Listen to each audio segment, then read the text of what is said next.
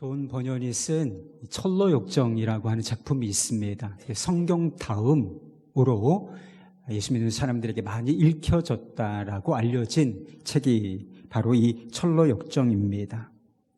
주인공이 크리스천, 한국말로 번역하면 기독도라고 하는데, 이 크리스천이 절망이라는 거인에게 붙잡혀서 의심이라고 하는 성에 갇히게 됩니다. 그리고 그 지하에 있는 땅굴 감옥에 갇히게 되는 그런 일이 있었습니다.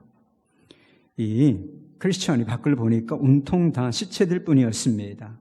그리고 절망이라고 하는 거인은 너는 시체가 되기 전에는 결코 이 감옥을 빠져나가지 못할 것이다, 이렇게 위협하기도 했습니다.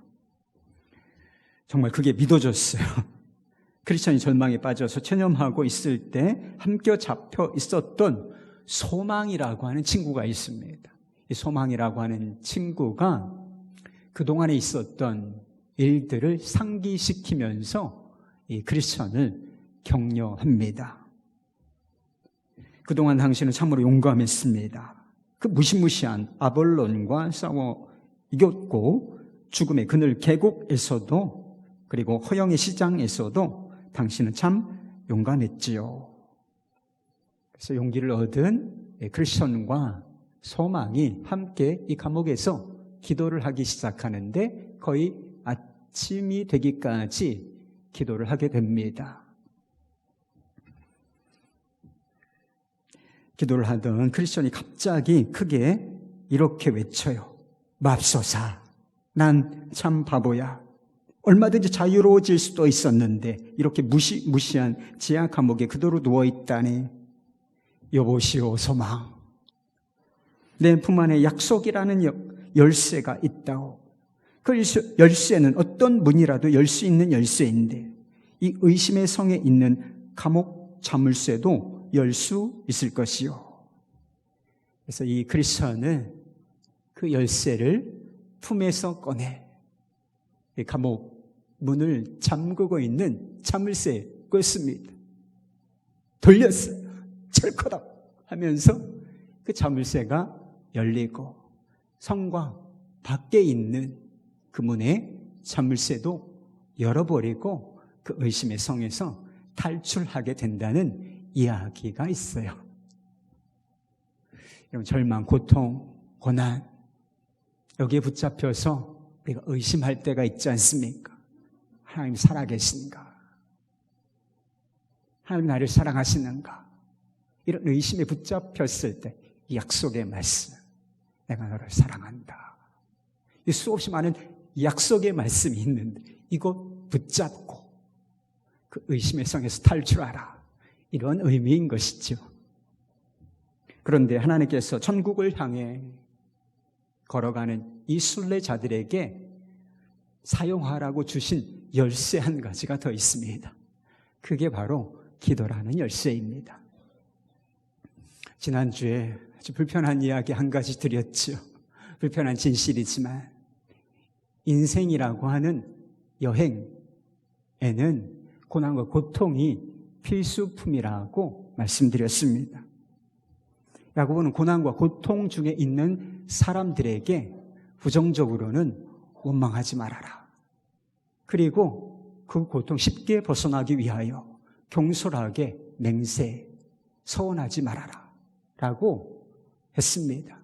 그리고 긍정적으로는 너희가 소망 중에 인내할 것이다. 앞에 있는 열매를 내다보고 주님 다시 오실 그날을 내다보며 인내하라, 그렇게 가르쳤지요. 그런데 본문 말씀에서 야고보는 우리가 고난에 대처할 수 있는 방법 한 가지가 더 있다고 말하고 있습니다. 인내할 때 소망과 함께 반드시 가지고 있어야 할 친구이기도 합니다. 그게 바로 기도인 것입니다. 13절 말씀입니다. 너희 중에 고난당하는 자가 있느냐? 그는 기도할 것이요. 즐거워하는 자가 있느냐? 그는 찬송할지니라. 기도의 목적은 한두 가지로, 몇 가지로 정의할 수 없을 정도로 아주 다양한 목적이 있습니다. 기도의 아주 근본적인 궁극적인 목적은 살아계신 하나님과 교제하는 것입니다. 사랑의 교제를 나누는 수단인 것입니다. 우리가 교제를 통하여 서로의 마음을 알아가고 서로가 어떤 사람인지 알아가는 것처럼 기도라고 하는 이 교제의 수단을 통해서 살아계신 하나님, 그리고 그분의 성품, 그리고 그분의 마음을 우리가 알아갈 수 있게 되는 것입니다. 그런데 야고보는 고난당하는 사람들에게 기도하라. 고난당하는 자가 있느냐? 너희는 기도할 것이다. 라고 요청하고 있습니다. 여러분, 이것이 무엇을 의미하겠습니까? 기도에 여러 가지 목적이 있는데 기도의 목적이 무엇이라고 하는 것입니까? 문제를 해결하는 해결책이라고 기도를 소개하고 있는 것입니다. 예수님께서는 누가복음에서 항상 어떤 경우에서도 낙심하지 말고 항상 기도할 것이다 라고 말씀하셨습니다. 그리고 사도 바울은 데살로니가전서 5장에서 뭐라고 말했나요? 너희가 쉬지 말고 기도할 것이다. 이렇게 이야기했지요. 여러분, 우리가 모든 상황, 모든 순간에 항상 쉬지 않고 기도해야 한다면 기도라고 하는 이 특별한 상황을, 고난이라고 하는 이 특별한 상황을 만났을 때 우리가 가장 먼저 선택해야 하는 것이 기도가 되어야 하는 것은 마땅한 일이 아니겠습니까?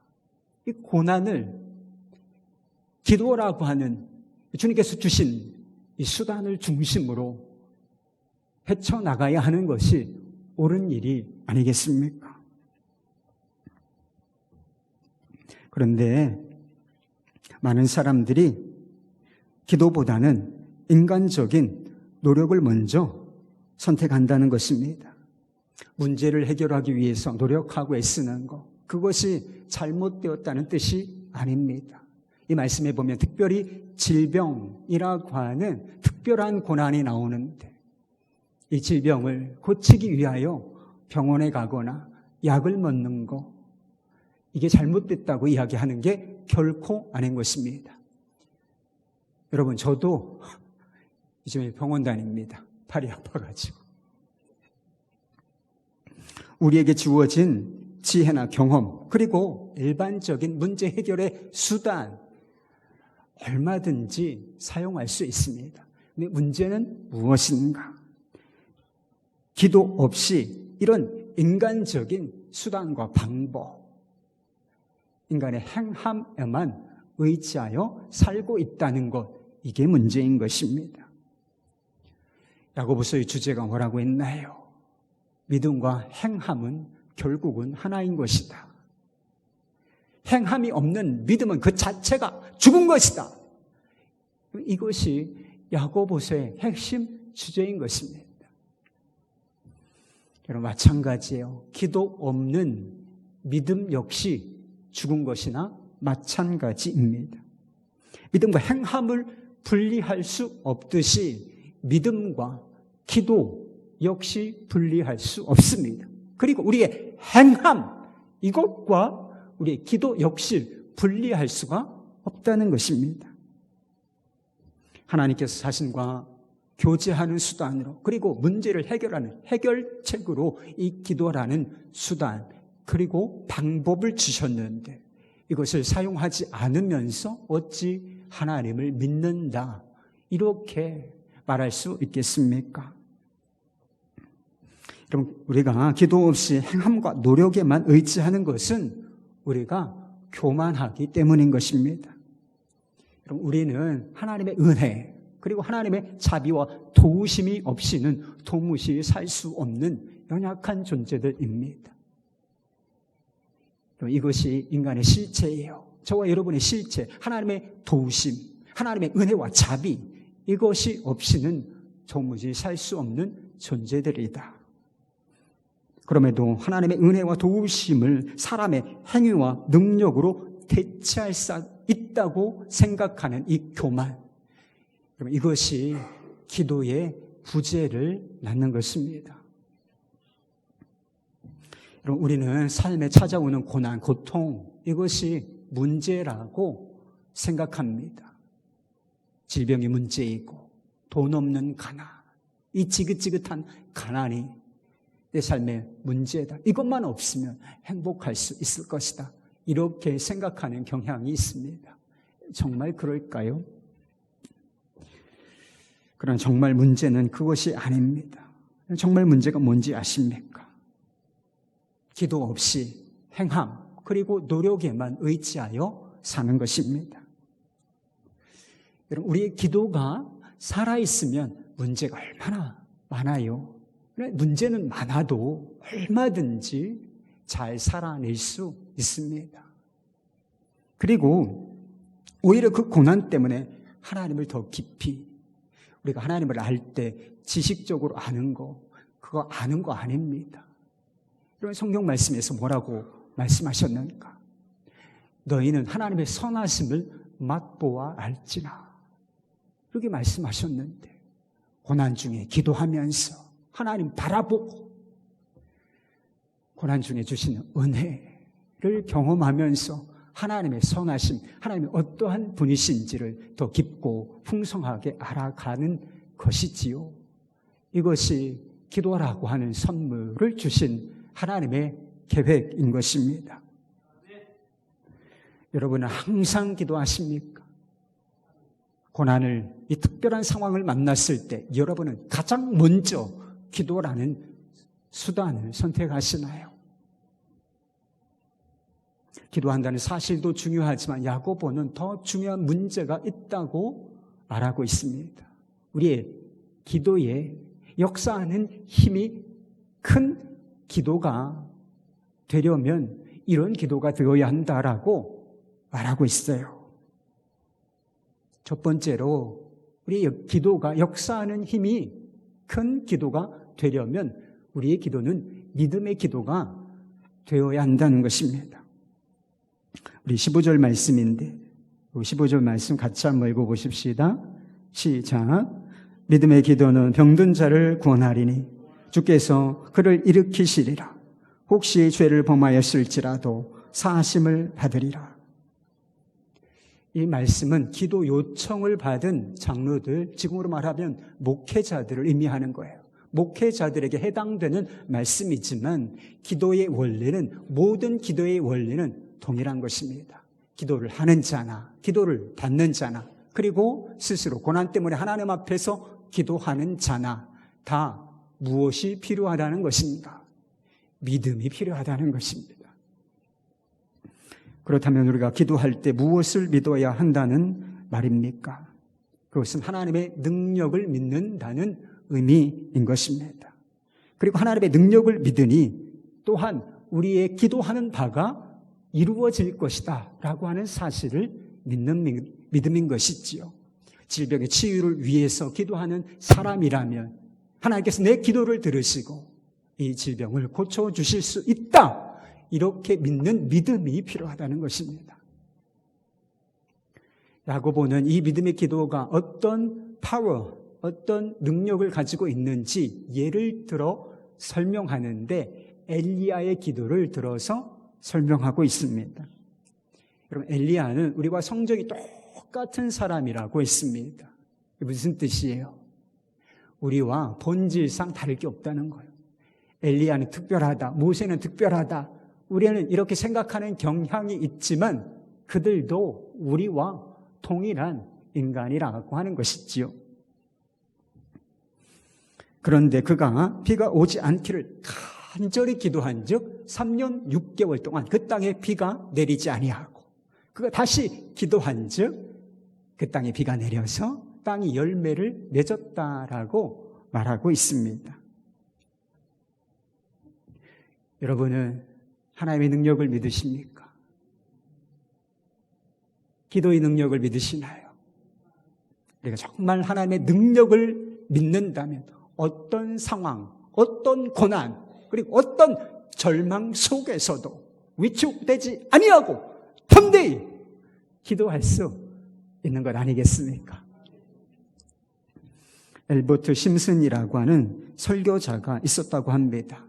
이 사람이 얼마나 탁월한 설교자였는지 이 사람의 설교를 듣기 위해서 많은 사람들이 사방으로 몰려들었다고 합니다.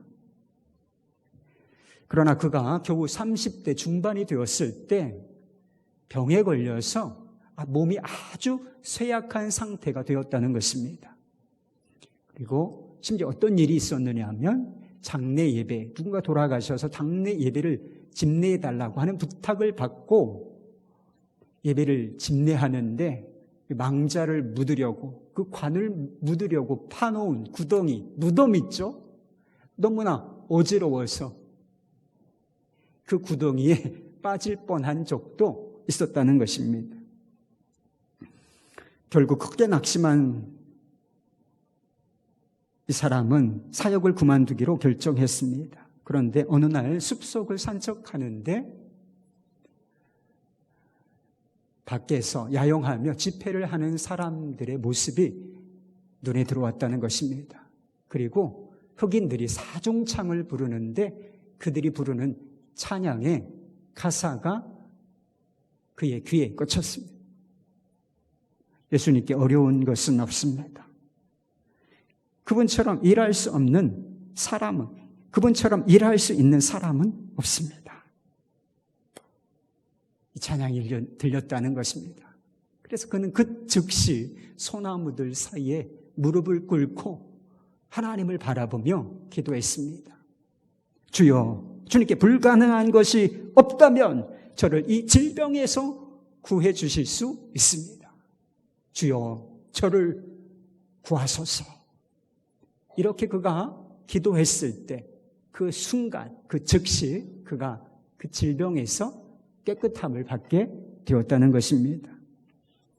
그 이후로 36년간을 더 건강하게 살면서 하나님의 나라를 위하여 그토록 열정적으로 일하는 사람이 없을 정도로 그가 주님께 헌신하는 삶을 살다가 부르심을 받았다라고 하는 것입니다.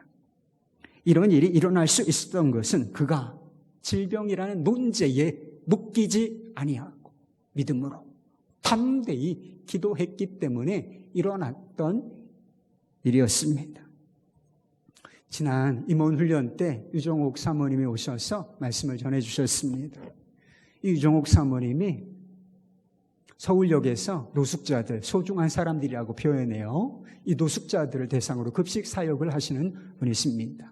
그런데 최근에는 또 독특한 사역을 한 가지 더 하시는데 암 환자들을 위한 힐링센터, 소중한 사람들 힐링센터라고 하는 것을 운영하고 계십니다. 그런데 집회에 오실 때 사모님을 모시고 온 한 남자분이 있었어요. 그래서 이분이 누군가 제가 궁금한 마음이 들었습니다. 그래서 사모님에게 저분은 누구십니까? 라고 여쭈었더니 그런 이야기 하시는 거예요.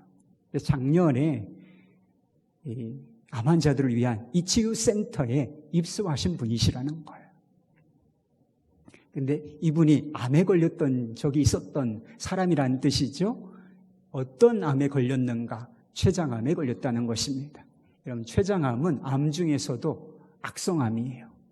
다 악성암인데 굉장히 고치기 어려운 암입니다. 그리고 예후라고 하죠. 수술이나 어떤 치료를 받고서 뒤에 결과가 대단히 좋지 않은 암으로 정평이 나 있는 암, 이게 췌장암이에요. 그런데 이 치유센터에 입소해서 생활하고 또 기도하면서 이 췌장암에서 그가 깨끗이 고침을 받았다는 것. 그래서 암에서 고침을 받았으니 얼마나 기쁘고 감사하겠습니까? 기쁘고 감사한 마음에 이 사모님을 이리저리 모시고 다니면서 그가 섬기고 헌신하고 있다. 이런 내용이었습니다. 은혜가 됐죠, 여러분? 근데 문제는 우리가 기도할 때 이런 일만 일어나는 것은 아니라고 하는 것입니다. 우리 중에도 고난 중에 간절히 기도하시는 분들이 있으실 겁니다. 그런데 간절히 기도하지만 병은 낫지 않고 문제 해결을 위하여 기도하지만 그 문제는 꿈쩍도 하지 않는 일 없습니까? 있어요. 비일비재하게 있습니다.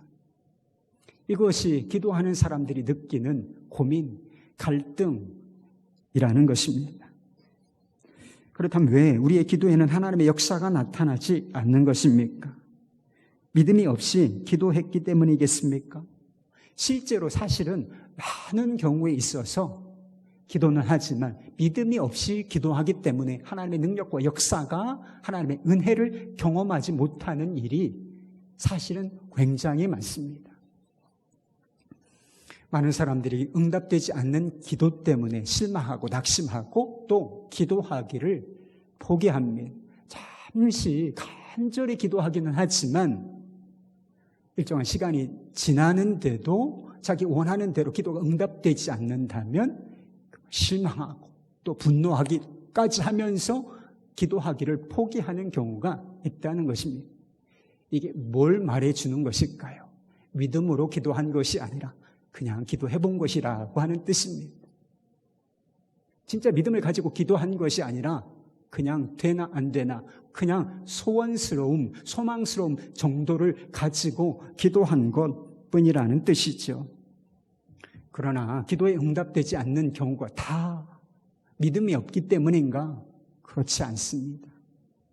사도 바울을 통하여, 그의 기도를 통하여 얼마나 많은 능력이 나타났는지 성경에 다 기록되어 있습니다. 그가 기도할 때마다 병자가 고침받고 또 악한 귀신이 떠나 사람이 온전케 되는 일들이 많이 일어났다고 했습니다. 심지어는 사도행전에 보면 바울이 착용했던 앞치마, 그리고 그가 가지고 다녔던 이 손수건, 이것을 얻어서 환자에게 얹고 기도하면 질병이 떠나가고 악한 귀신이 떠나가는 그런 역사가 일어나기도 했다는 것입니다. 그러나 이 사도 바울에게도 육체의 가시, 육체의 질병이 있었다는 것이죠. 그리고 사도 바울은 이것이 떠나가게 하기 위하여 떠나가도록 간절히 기도했다고 했습니다.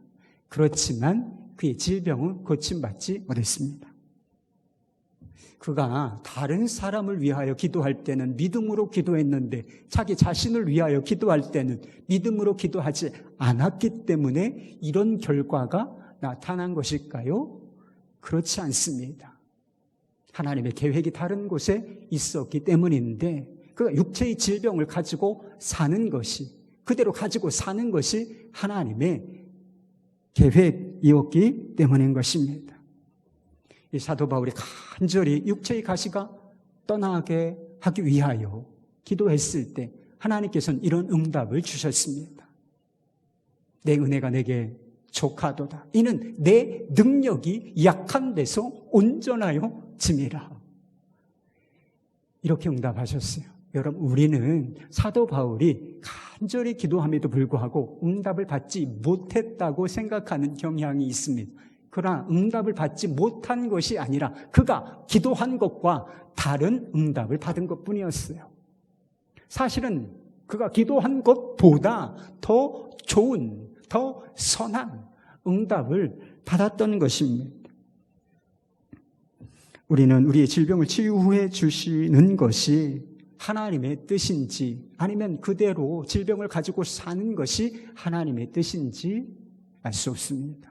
그리고 문제 해결을 위하여 기도할 때 그 문제를 해결해 주시는 것이 하나님의 뜻인지 또는 그 문제를 여전히 가지고 사는 것이 하나님의 뜻인지 정확하게는 알 수 없습니다. 그렇기 때문에 우리가 기도할 때 하나님께서 우리의 문제를 해결해 주실 수 있다. 이런 믿음이 필요하지만 그거보다 그 이상의 믿음이 필요하다는 것입니다. 어떤 믿음이죠? 그저 하나님을 믿는 것입니다. 하나님의 선하심과 자비하심, 그리고 하나님께서는 구하는 자에게 가장 좋은 것을 주시는 분이시다. 이 하나님의 성품, 그것을 있는 그대로 신뢰하는 믿음이 필요한 것입니다. 십자가의 고난과 고통 앞에서 예수님께서 하신 기도를 기억하십니까? 마가복음 14장 36절. 아빠, 아버지여, 아버지께는 모든 것이 가능하오니 이 잔을 내게서 옮기시옵소서. 믿음이 들어있어요. 어떤 믿음입니까? 아버지께는 모든 것이 가능하오니 하나님 아버지의 전능하신 능력, 그것에 대한 믿음이 표현되어 있는 것입니다. 그러나 예수님의 믿음은 자신의 고난, 자신의 당면한 문제를 피하고 해결해 주실 수 있다는 그 믿음 이상이었습니다. 그 뒤에 이런 기도가 붙어 있잖아요. 그러나 나의 원대로 마옵시고 아버지의 원대로 하옵소서. 아버지 하나님과 그분의 뜻, 그것에 대한 전적인 신뢰, 믿음, 그리고 수용, 이것을 담은 기도인 것입니다. 예수님의 기도는 그런 믿음의 기도였던 것입니다. 많은 사람이 하나님의 손을, 하나님의 능력을 바라보고 기도합니다. 그러나 우리의 시선은 그것보다 더 높은 곳에 있어야 하는 것입니다. 하나님의 얼굴을 바라보고 기도해야 한다는 것입니다. 하나님의 성품과 그분의 자비하심과 선하심, 이것을 바라보고 기도해야 한다는 것이죠. 그러면 여러분, 기도하면서 실망하거나 포기할 이유가 없어요. 항상 언제든지 어떤 상황에서든지 기도를 계속할 수 있다는 것입니다. 어느 날 미국의 토니 캠폴로라고 하는 목사님에게 한 교인이 찾아와서 암을 낫게 해달라는 기도를 요청했다고 합니다. 이 캠폴로 목사님이 그의 치유를 위해서 담대하게 하나님 이 질병에서 이 사람이 깨끗함을 받게 하여 주십시오 라고 담대하게 기도했다는 것입니다.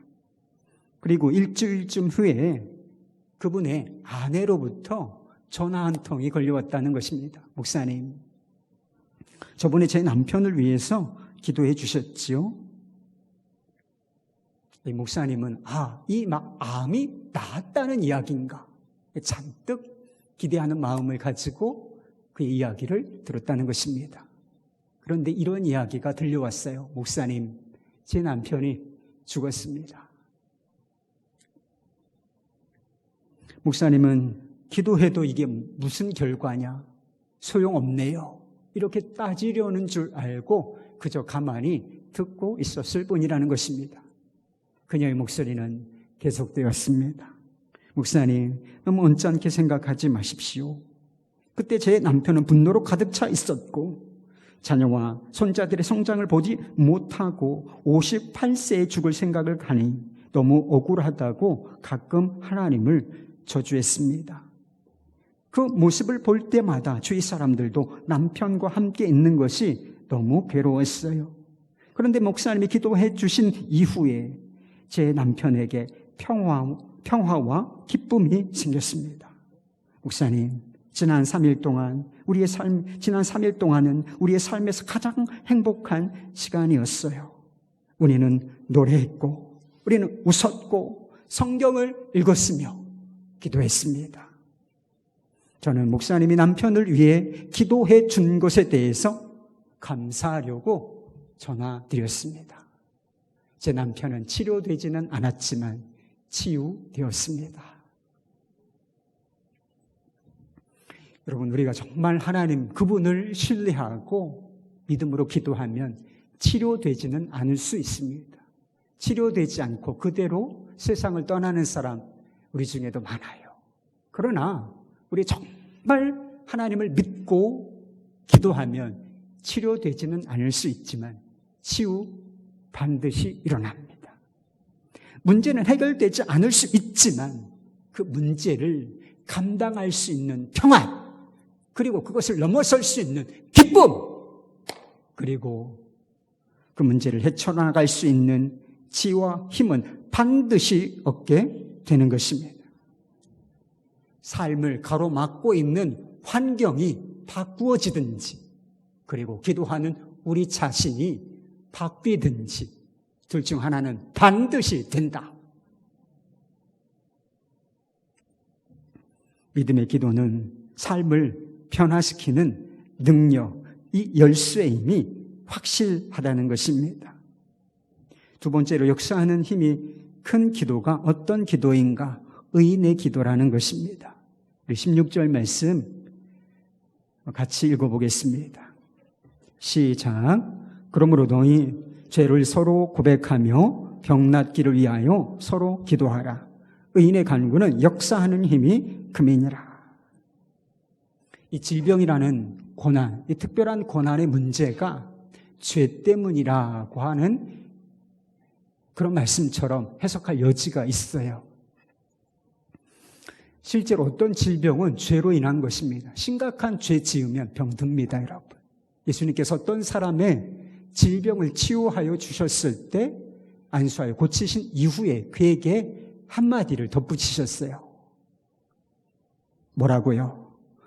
더 심한 것이 생기지 않도록 다시는 죄를 범하지 말라. 병이 어디서 왔다는 뜻입니까? 죄 때문에 온 것이라는 거예요. 이제 깨끗함을 받았으니 다시는 죄 짓지 마라. 이렇게 이야기해 주고 있는 것입니다. 그러나 야고보가 말하는 것은 질병이나 고난의 원인이 다 죄 때문이다. 이렇게 말하고 있는 것은 아니에요. 그런 의도로 말하고 있는 것이 아닙니다. 15절 말씀에 혹시라고 하는 단어가 나와요. 혹시 그 질병이 죄로 인한 것이라 할지라도 그가 사하심을 얻을 것입니다. 믿음의 기도를 통하여 그가 구원함을 받을 것이다. 이렇게 이야기하고 있는 것이죠. 이 혹시라고 하는 단어가 대단히 중요한 거예요. 다 그런 것이 아니고 어떤 것은 그런 것인데 그가 죄를 범하여 병에 걸렸다 할지라도 믿음의 기도를 통하여 낫게 된다. 이 정도로 이야기하고 있는 것입니다. 야고보 정말 말하고 싶은 것은 우리의 기도가 역사하는 힘이 큰 기도가 되려면 결코 죄의 문제를 간과해서는 안 된다. 이렇게 말하고 싶은 거예요. 이사야는 무엇이 우리의 기도를 방해하는지 이렇게 말한 적이 있습니다. 이사야 59장 1절 2절 말씀.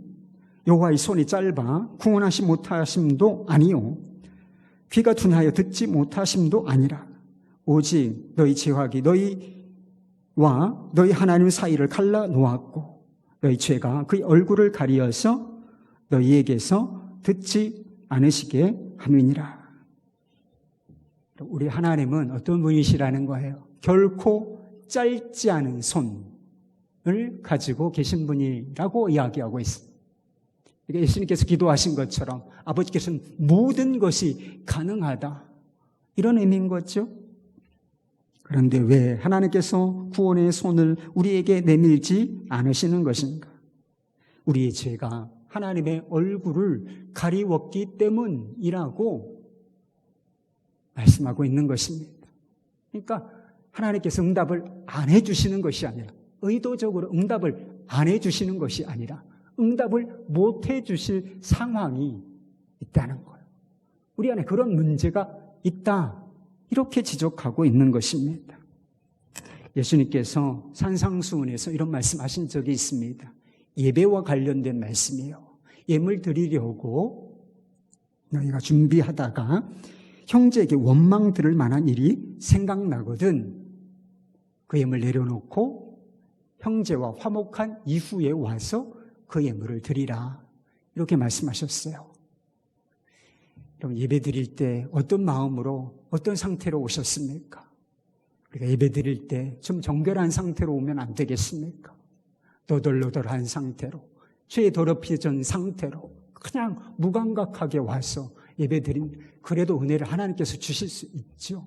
그러나 그런 거 정리하고 오라. 그런 거 정리하고 오면 안 되겠습니까, 여러분? 그러면 우리의 예배가 어찌 될지 지금처럼 이런 예배 안 드릴 수도 있지 않을까요? 야고보가 제시하는 기도의 원리도 마찬가지입니다. 누군가에게 죄를 지은 것이 있다면 하나님께 회개하는 것은 물론이고 죄 지은 당사자에게 가서 용서를 구하고 화해를 청하라는 것입니다. 그리고 그와 화목한 이후에, 치유와 회복이 일어난 이후에 기도해도 늦지 않다는 것입니다. 하나님의 얼굴을 가리고 서로의 얼굴을 가리는 이 죄로부터 치유되고 회복된 상태에서 드리는 기도, 여기에 하나님의 짧지 않은 손길이 우리에게 비친다, 이런 뜻인 것이지. 많은 사람들이 하나님께서 자신의 기도에 응답해 주시지 않는다고 실망하고 불평합니다. 그런데요, 한번 따져볼 게 있습니다. 깊이 생각해 볼 문제가 있습니다. 하나님께서 기도하라고 하셨는데 기도하기 전에 하라고 하신 것들 우리가 다 순종하면서 기도하고 있는지 점검해 볼 일이라고 하는 것입니다. 여러분, 기도하면서, 여러분 믿음으로 기도하면서 불평하는 거 맞습니까? 죄 지은 사람에게 가서 용서를 구하고 화해한 다음 와서 기도하는 것이 맞습니까? 나에게 실수하고 상처를 준 사람, 그 사람 용서하고 축복한 다음 기도하는 거 맞습니까? 우리가 세상에서 불의하고 불법한 일 저지른 거, 그거 다시 회복시키고, 그리고 바로 잡은 후에 기도한 것 맞습니까? 그렇게 기도하면서 그런데도 안 된다고 우리가 말하고 있는가? 그렇게 묻는 거죠. 영국의 어떤 교회의 성도가 무디 목사님, 유명한 부흥사죠. 이 목사님에게 일화 한 가지가 있는데 어떤 교회에서 집회를 하시기로 하신 것이죠.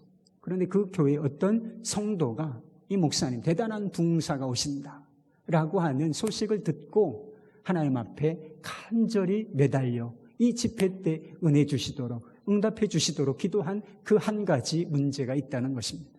그것은 자신이 사랑하는 아들, 그 아들이 이 집회에 나와 예수 그리스도를 영접하고 구원받는 이 은혜를 입도록 기도하는 것이었습니다. 그러나 이 아들은 부모의 간절한 권면을 아주 냉소적으로 뿌리쳤습니다. 이 사람은 실망한 나머지 무디 목사님을 찾아와서 이렇게 불평했다고 합니다. 아들을 위해서 지금까지 금식하고 말로 다 할 수 없이 간절한 심정으로 하나님 앞에 매달렸는데 아직까지 움직이지 않습니다. 왜 하나님은 내 기도에 응답하시지 않는 것인가요? 그 이야기를 듣고 이 목사님이 고민이 되셨습니다. 고민하다가 이분에게 이런 이야기를 해주셨다는 거예요. 혹시 당신의 생애 가운데 누구하고 잘못된 관계를 맺은 일은 없습니까? 이 목사님의 이야기를 듣고 이분이 생각나는 게 한 게 있었어요. 함께 신앙생활하는 그 교회에 불편한 관계를 맺고 있는 사람이 있었습니다. 그래서 목사님의 권면대로 그에게 찾아가서 용서를 구하고 그 문제를 해결했어요. 그리고 그렇게 그와 화해한 후에 하나님 앞에 기도하는데 그의 마음속에 하나님께서 내 기도를 들으신다 라고 하는 담대한 확신이 생겼습니다. 집회 마지막 날 밤 그의 아들은 스스로 교회에 나와서 자신을 주님께 드리기로 결단을 했다는 것입니다. 그럼 우리 모두는 죄인입니다. 거룩하신 하나님, 이 거룩하신 하나님 앞에 누가 있는 그대로 하나님 앞에 나아가서 기도할 자가 있겠습니까? 그런데요, 우리 주 예수 그리스도, 예수님께서 우리로 하여금 의인의 기도를 드리도록 엄청난 대가를 지불하셨습니다. 그게 바로 십자가예요. 내가 감당해야 할 십자가, 내가 치러야 할 죄의 대가, 그 십자가를 지시고 그가 죽음을 맞이하신 것이었습니다. 우리가 십자가를 의지하여 다른 것 붙들 수 없어요. 오직 십자가, 구원의 십자가, 회복의 십자가, 치유의 십자가, 이 십자가 붙들고 하나님 앞에 나아가서 회개하고, 그리고 내가 실수하고 죄를 지은 그 사람에게도 가서 용서를 구하고 회개하는 거지. 화해할 때 비로소 죄로 가려졌던 얼굴들이 보이기 시작하는 것입니다. 하나님의 얼굴이 보이고 다른 사람의 얼굴이 보이고, 이렇게 이미 치유와 회복이 일어난 상태에서 드리는 기도, 십자가의 능력 가운데 드리는 이 기도, 이 기도에 하나님 아버지께서 역사해 주시지 않을 이유가 도대체 어디 있다는 말입니까? 인생이라는 여행을 하는 사람들에게 고난과 고통, 문제는 필수품인 것입니다. 그러나 여러분, 하나님께서는, 자비하신 하나님께서는 그 문제와 고통, 고난을 해결할 수 있는 해결책도 함께 주셨다. 고난과 고통이 우리를 낙심과 절망이라는 감옥에 가두려고 할 때가 올 것입니다. 그러나 우리에게는 언제든지 우리의 품속에서 꺼내 쓸 수 있는 기도라는 열쇠가 있다는 사실을 잊으시면 안 됩니다. 언제든 꺼내 쓸 수 있는 이 열쇠를 가지고 고난과 절망이라는 감옥 속에 갇혀 살아가는 사람이 있다면 그 사람이 얼마나 어리석은 사람이겠습니까? 기도하는 사람, 그 사람이 지혜로운 사람입니다. 나의 기도하는 것보다 라고 하는 찬양이 있는데, 이 찬양의 가사를 읽어드리는 것으로 말씀을 마치도록 하겠습니다. 나의 기도하는 것보다 더욱 응답하실 하나님, 나의 생각하는 것보다 더욱 이루시는 하나님, 우리 가운데 역사하시는 능력대로 우리들의 간구함을 넘치도록 능히 하실 주님께 모든 영광과 존귀 찬양과 경배를 돌릴지어다. 모든 영광과 존귀 찬양, 경배를 돌릴지어다. 아멘입니다.